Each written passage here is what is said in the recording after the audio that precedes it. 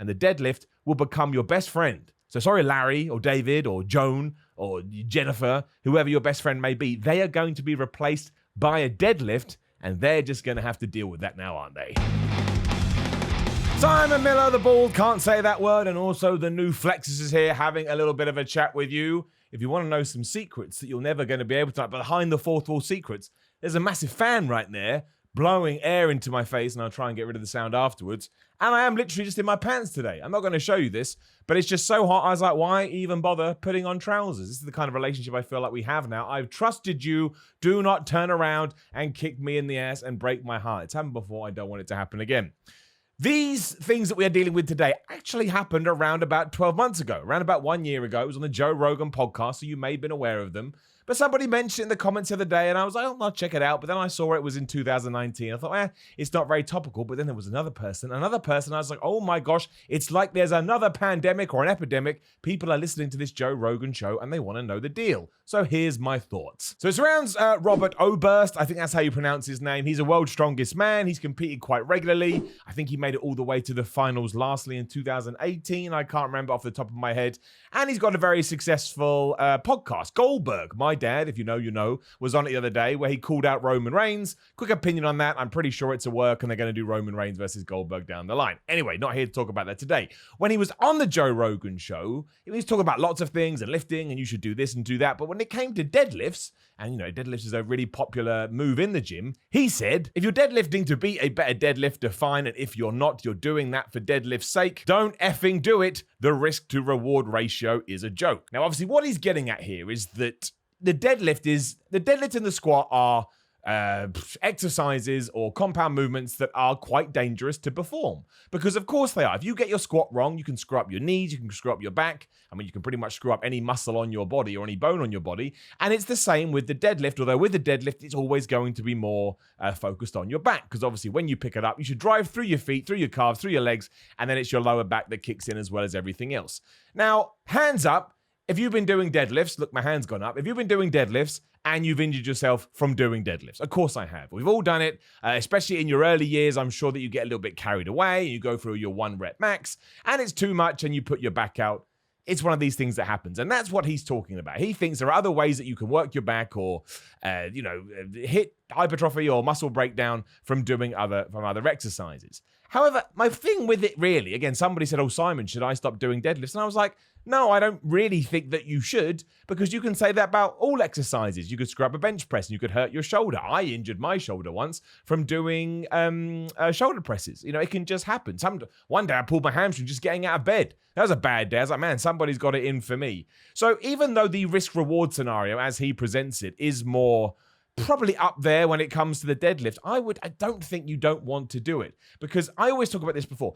Because building muscle takes such a long ass time, you want to be able to build your base, right? And I totally believe this theory. Once you've built your base, I then think you can remove compound maneuvers. And again, it may not work for you, it worked for me, but you can remove compound maneuvers and still, maintain your size and your overall look by doing isolation exercises or whatever else that you want to do.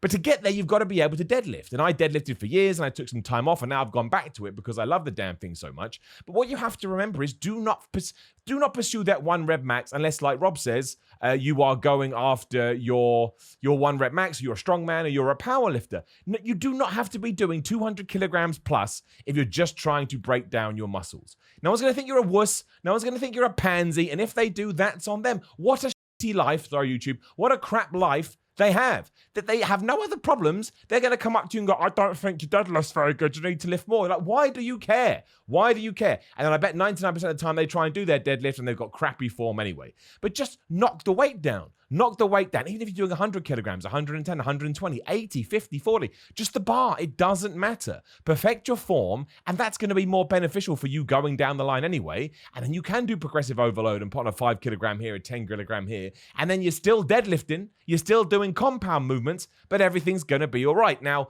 Lots of people came out in defense of the deadlift afterwards, including your friend, my friend, everybody's friends, Jeff Cavalier, Athlean-X. But I actually liked what he had to say, so I thought we should incorporate it in here because, as I always tell you, don't just take my word for it. Go out there and do your research. In this case, I've done it because he came out with, I believe the deadlift is one of the most fundamental training patterns, let alone training exercises. The deadlift is something that we all need to be able to incorporate into our training program. And he's right. He's right. He's 100% spot on. I don't think that you want to be moving away from an exercise that is such a good mass builder and kind of, it does hit your lower back. And you're not doing hyperextensions. You're pretending that you are, but you're not. And you really should, because hyperextensions are a great way to strengthen your lower back. And once you sort of get the form down, my word, they will kick your ass so bad and you'll wake up with crazy DOMs, and that always makes everybody feel good.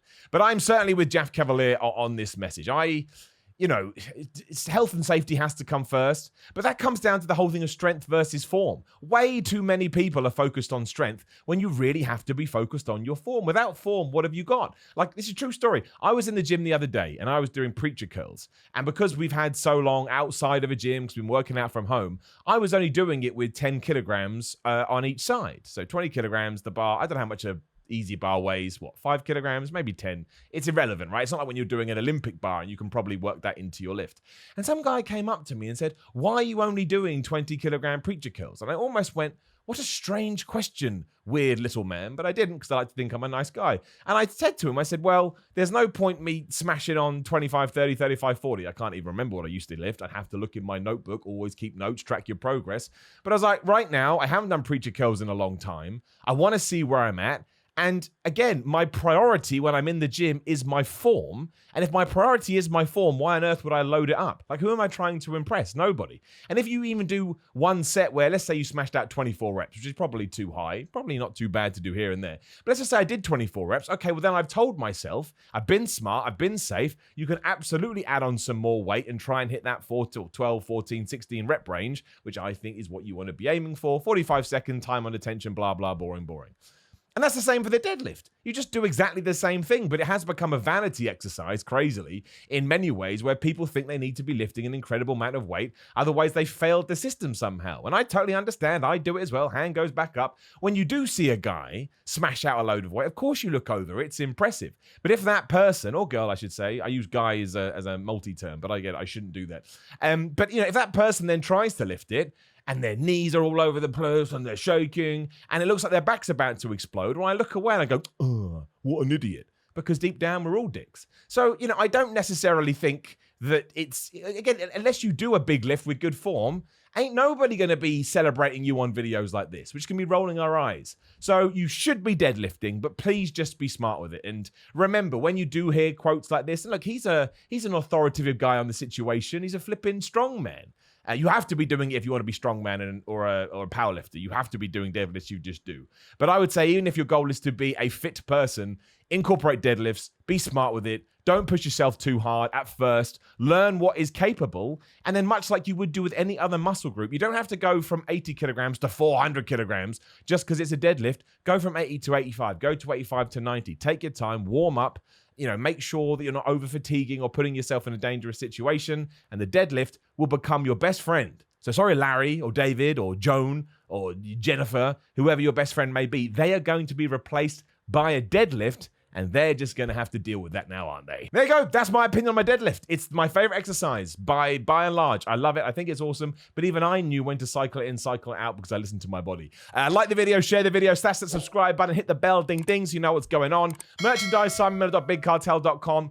I've inquired about the Flexes, tanks, and t-shirts. They'll be back soon. I'll let you know. Patreon.com/Simon3116 if you want to support the channel financially, or if you want some kind of reward. There's t-shirts. You can come on one of my podcasts. I'll send you a cameo video, blah, blah, blah. Click some videos. Watch some other stuff. Have a great day. It's so hot in the UK. I'll probably just be mush tomorrow. Bald mush. I'll see you then as bald mush.